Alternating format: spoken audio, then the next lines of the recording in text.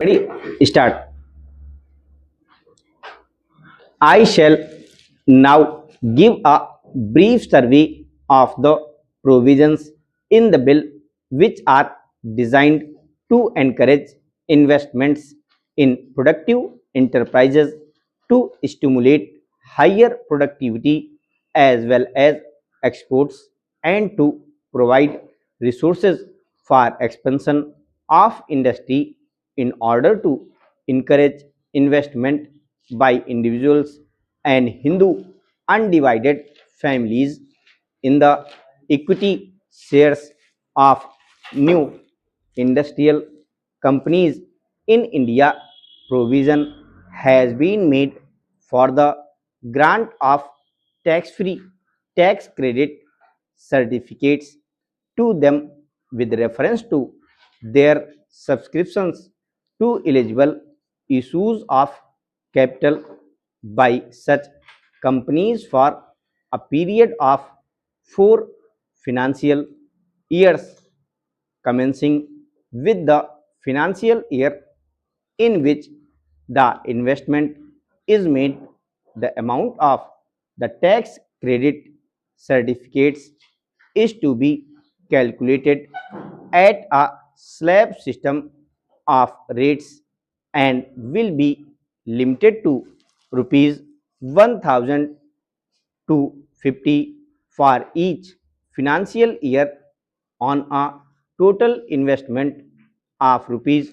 30,000. Under the original provision in the bill,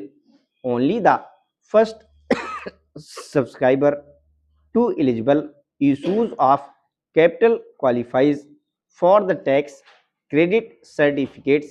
considering the fact that a substantial part of the capital issues made in recent months has had to be taken up and is still held by financial institutions which underwrote those issues.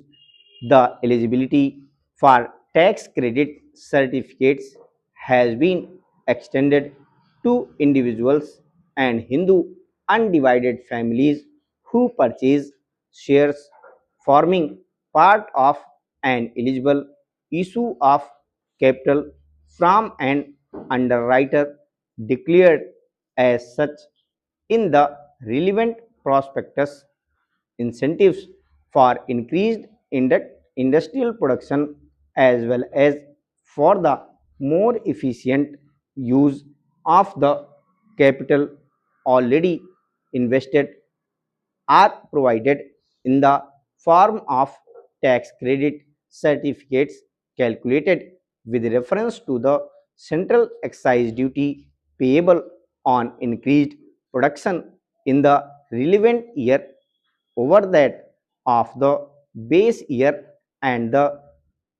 with reference to the additional amount of corporation tax payable by a company in the relevant year over that payably by it in the base year. The amount of tax credit certificates granted for these purposes is required to be used for discharging debt obligations, acquisition of capital assets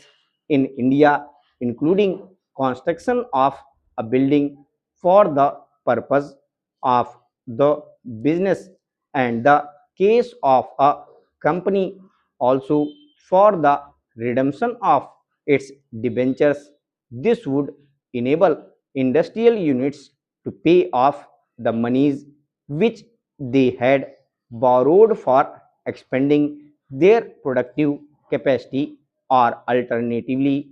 to plow back a larger portion of their current earnings for the purpose of expansion.